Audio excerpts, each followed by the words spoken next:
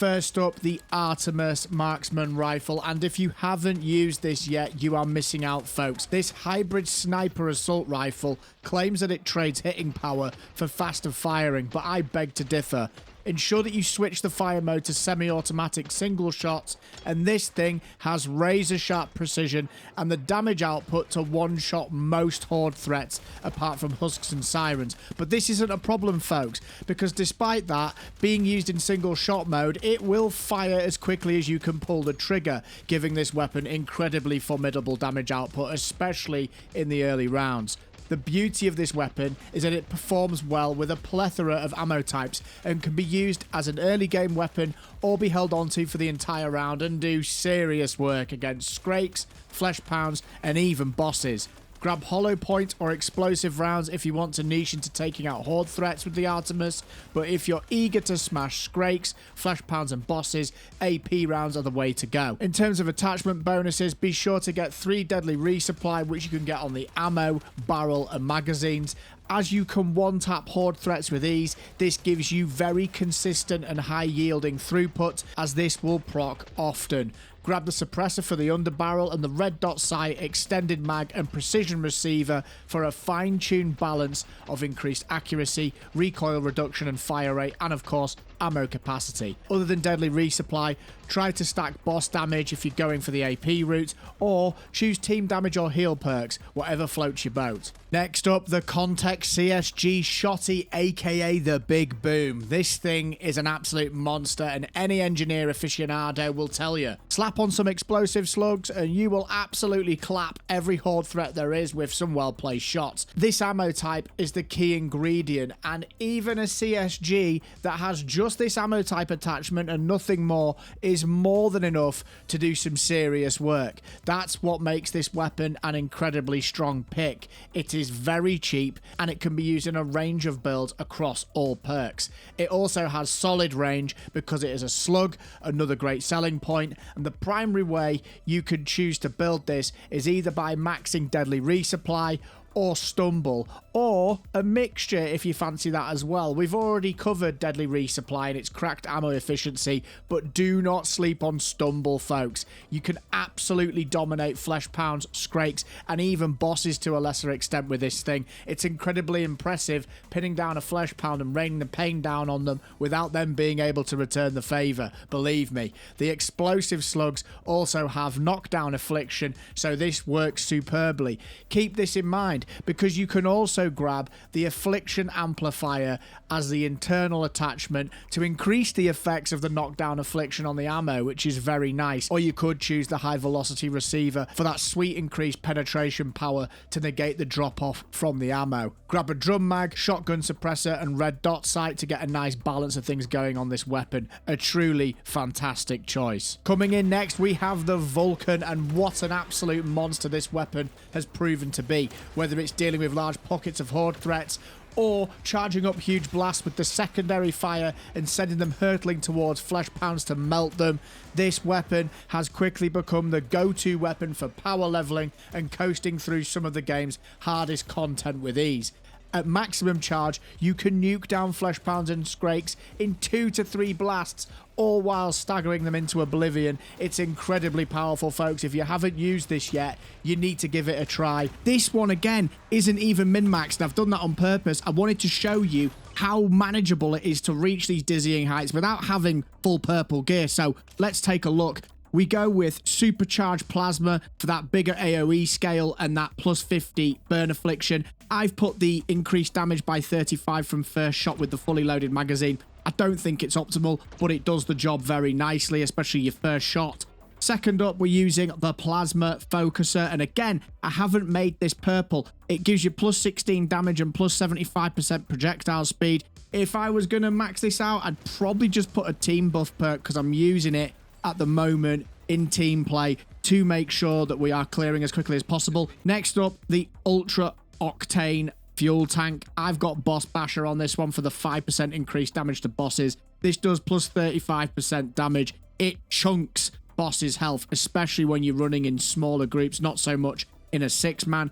And then finally, we're going for pneumatic plasma cooler. and this gives us a bit more bang for buck with our ammo cost, and it's only on the primary shot anyway. Graphically, this game is insanely demanding, and I've found myself in absolute awe of some of the moment-to-moment spectacles this game creates. It's no wonder we need such incredibly powerful rigs to power our gaming experiences. That's why I'm excited to be partnering with Apex Gaming PCs. If you're thinking about upgrading your setup, Apex Gaming PCs has got you covered. Whether you need a high-powered rig for massively demanding games like Monster Hunter Wilds, or you just want things to run buttery smooth, they've got pre-built and custom systems that can handle it all. Plus, there's some solid discounts going on right now, so if you've even been considering an upgrade, now is a great time to check them out. And don't forget to use code FaZe at checkout for a 5% discount. The links are in the description below. In front of us, we've got the Scar. This thing's an absolute beast and a great example of a heavy weapon to take down those threats.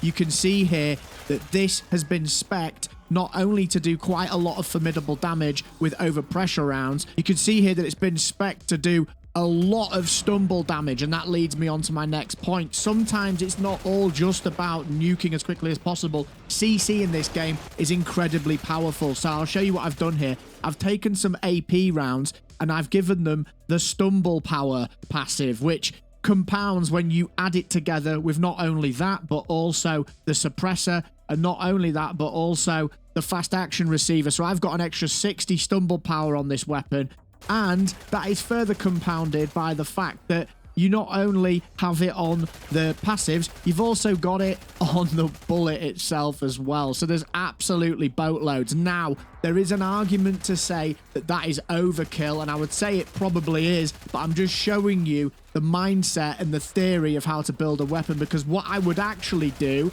is I would maybe taper this back. I might say, hey, do you know what? Rather than using a fast action receiver with stumble on, I'm going to do the one with 3% chance to heal. And why this is so effective is because, as you can see on the screen now, when you mag dump into heavy targets, you just continuously stagger them, knocking them over, making your life so much easier to take them down. And believe me, when you're kiting enemies in solo mode, you'll be so thankful that this weapon is on your side.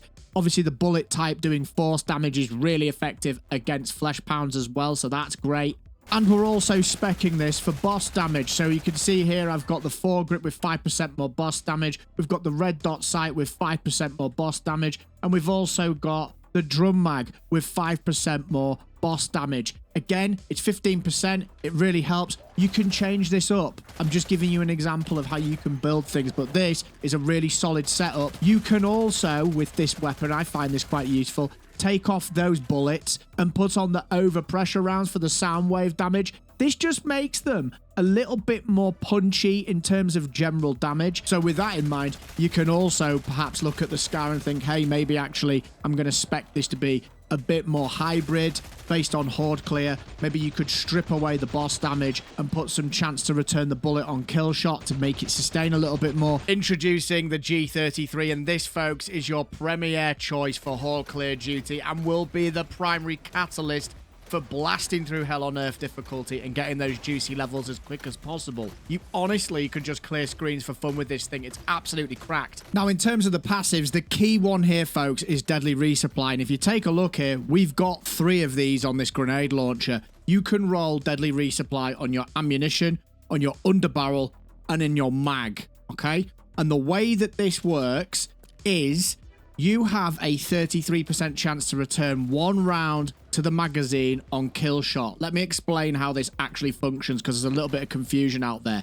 This is not additive. I used to think it was. I've since been corrected. What this actually means is if you have this 3 times, there are 3 separate opportunities every time you get a kill shot for one of your reserve grenades to be pulled from your reserve into the weapon cylinder. So 3 opportunities means if you get 1 kill shot, you can potentially get 3 grenades put back into the 8-round cylinder. And what that means is if you're one-shotting, which you do a lot, you're just constantly feeding this grenade launcher and spamming enemies down. It's very, very fun. I haven't even min-maxed this properly yet. I'm using critical strikes on the red dot, and I'm probably going to change that, to be honest. What critical strikes does is it gives you a 1.5% chance to deal 150% extra damage. It's okay. It doesn't happen enough for my liking. My recommendation would be just pick a teammate damage buff. That would be my advice. If you're doing this in a group, just buff your damage across the board. The choice is yours.